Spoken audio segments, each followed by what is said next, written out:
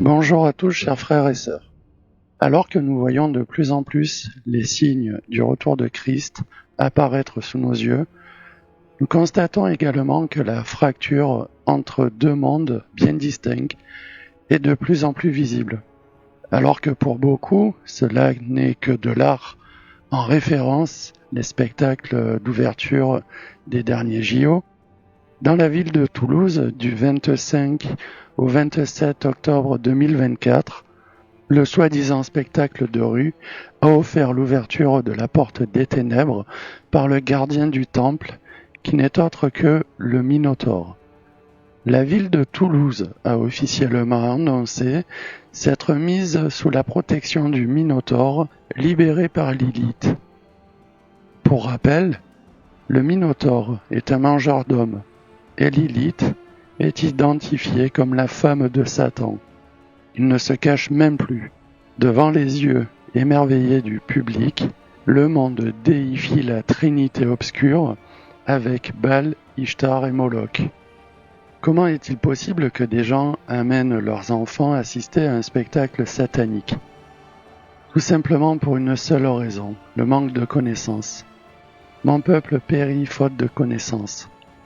Pourquoi est-ce que les gens ne sont plus informés?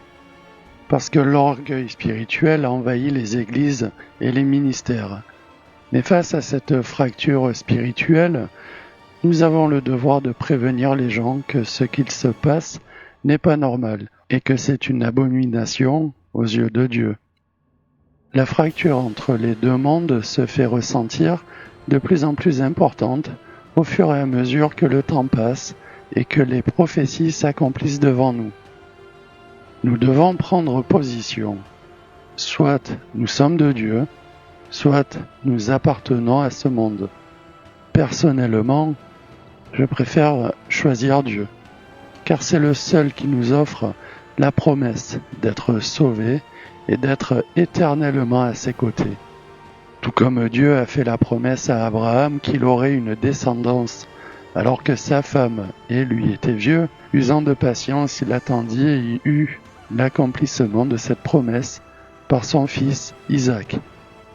De même pour nous, nous devons patienter afin que cette promesse s'accomplisse par l'espérance que nous gardons comme une ancre de l'âme sûre et ferme et qui pénètre au-dedans du voile, où Jésus est entré pour nous comme un précurseur ayant été fait souverain sacrificateur pour l'éternité selon l'ordre de Melchisédek. C'est pour cela que de nos jours, les croyants se trompent d'espérance. Nous devrions tous nous concentrer sur la propagation de cette bonne nouvelle. Nous qui patientons pour l'accomplissement, nous devons la répandre et instruire les gens ignorants afin qu'ils ne périssent point. Combien de croyants se laissent submerger par les problèmes du quotidien, par l'actualité, et ne parlent pas de ce que Jésus a accompli pour nous sauver.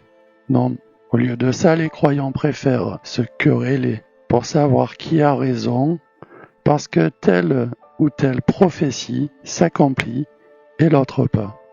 Les croyants préfèrent aduler un président parce qu'il a été élu et en oublient le plus important qui est la foi. Alors oui, il est évident que beaucoup de prophéties et de signes s'accomplissent sous nos yeux et que nous devons savoir dans quel temps nous sommes, mais ne nous perdons pas avec de vains discours. Les gens doivent comprendre que nous devons tous nous positionner. Soit nous choisissons d'être dans le monde, soit nous choisissons d'être avec Dieu, et c'est le rôle de nous tous de prévenir notre prochain. Prenons un exemple simple. Vous êtes sur une route et vous venez de passer un virage. Vous avez vu que toutes les voitures qui viennent en face de vous risquent de tomber dans un ravin si elles continuent leur chemin. Que faites-vous? Vous qui avez la connaissance du danger qui se dresse face à ces personnes et qui n'ont pas cette connaissance, ne les préviendrez-vous pas du danger? Nous sommes dans le même cas de figure.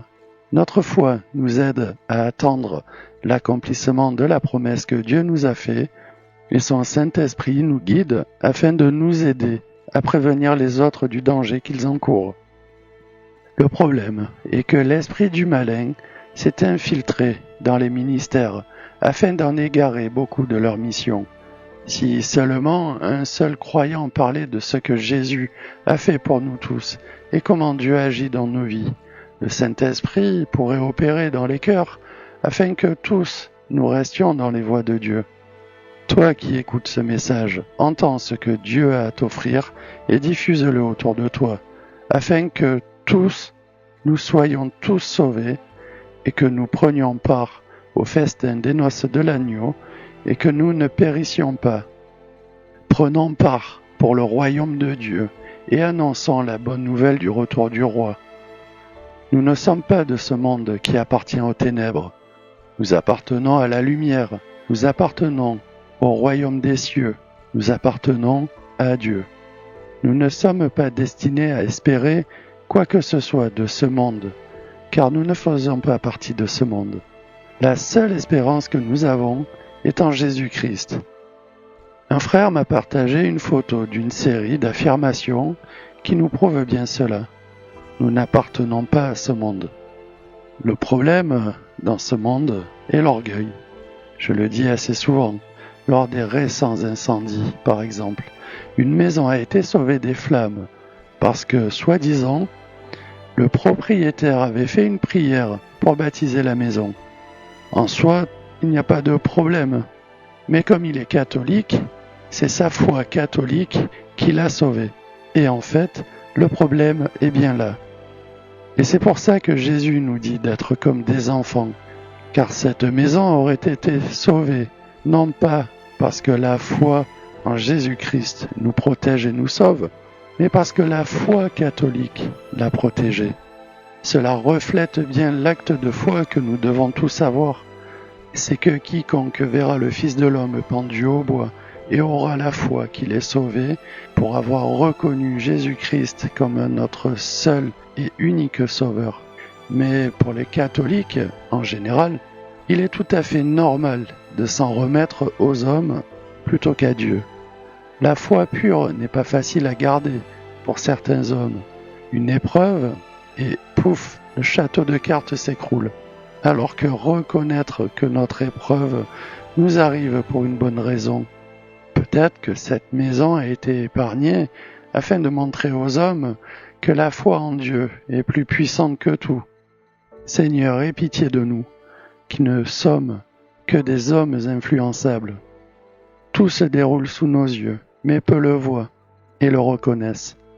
Repentez-vous, car notre retour à la maison est proche. Dieu nous connaît et bientôt nous serons à ses côtés pour l'éternité. Maranatha et Amen. J'aimerais vous parler d'un sujet qui me paraît important. Beaucoup de personnes pensent que Satan agit dans la vie des gens de façon spectaculaire, avec des gens qui gesticulent dans tous les sens, qui tremblent ou qui parlent avec des voix différentes et bizarres, ou voire même qui bavent, alors que dans la majeure partie du temps, il influence les gens afin de faire chuter les véritables chrétiens. Lisez ce que dit Jésus à Pierre dans Matthieu 16 au verset 23, au verset 22 et 23. Alors Pierre, l'ayant pris à part, se mit à le reprendre et lui dire « À Dieu ne plaise, Seigneur, cela ne t'arrivera point. » Mais Jésus, se tournant, dit à Pierre « Arrière de moi, Satan, tu mets en scandale, car tes pensées ne sont pas aux choses de Dieu, mais à celles des hommes. » Nous voyons bien que Pierre pensait bien faire pour protéger Jésus des souffrances qu'il devait endurer, mais en fait, c'est Satan qui a influencé Pierre afin d'empêcher que le plan de Dieu ne s'accomplisse, et Pierre parlait de façon normale. Nous devons comprendre une chose, c'est que le mal influence les gens afin de faire chuter les chrétiens. Prenez une personne que vous croyez qui vous insulte. Si vous répondez à sa violence par la violence, vous avez perdu le combat, car nous devons rester fermes et ne pas craquer face aux ruses du diable. Par quel moyen le diable vient nous influencer et rentre-t-il dans nos vies? Il existe un moyen très simple, cela concerne ce que nous voyons et regardons. Ne dit-on pas que les yeux sont le portail de l'âme ? Tout ce que vous regardez vous marque et sert l'ennemi pour vous atteindre. Toutes les images, vidéos, photos que vous regardez se gravent dans votre âme et cela reste en vous. Tous les sons et phrases, discours que vous entendez en boucle façonnent votre pensée. C'est pour cela que lorsque vous restez les yeux fixés sur un jeu vidéo pendant de longues heures par exemple, lorsque vous fermez votre écran et que vous allez vous coucher, et que vous fermez les yeux, vous voyez le monde dans lequel vous étiez virtuellement quelques heures auparavant. Et c'est grâce aussi à ce principe qu'inconsciemment des millions de gens se laissent programmer par la télé, la radio, et qu'ils n'arrivent plus à penser par eux-mêmes sans que l'idée insérée ne revienne. C'est pour cette raison que nous avons éteint notre télé depuis des années afin de ne plus être pollués par ces flots de mensonges. C'est pour cela que nous devons attraper la main tendue par Jésus afin de nous extraire de cette mauvaise influence qui noircit notre âme. Ne vous laissez pas submerger par la tempête médiatique environnante. De même, notre corps est le temple de Dieu et il nous dit qu'il sera dans notre temple pour l'éternité, tout comme Paul nous le dit dans 1 Corinthiens 3, verset 16. Ne savez-vous pas que vous êtes le temple de Dieu et que l'Esprit de Dieu habite en vous ? Donc, ne laissez pas le monde polluer votre corps en le souillant avec des vues mondaines, en vous préservant de toutes ces images. Vous garderez votre temple pur et Dieu restera avec vous en permanence. Dans la Bible, Dieu puis Jésus nous ont dit que si nous acceptons Dieu dans notre vie, il sera en nous. Ma demeure sera au milieu d'eux, je serai leur Dieu, et ils seront mon peuple. Ézéchiel 37, verset 27. Et dans Jean 14, au verset 23, Jésus lui répond, « Si quelqu'un m'aime, il gardera ma parole, et mon Père l'aimera, et nous viendrons à lui, et nous ferons notre demeure chez lui. » Et aussi dans Apocalypse 3, au verset 20, « Je me tiens à la porte, et je frappe.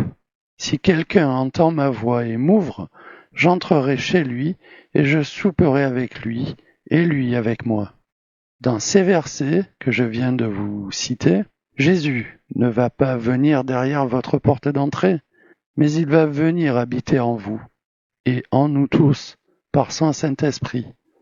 Et c'est ce qui fait la différence avec le monde, car la présence de Dieu est une présence divine qui éclaire et qui est extrêmement lumineuse, et les ténèbres n'aiment pas la lumière.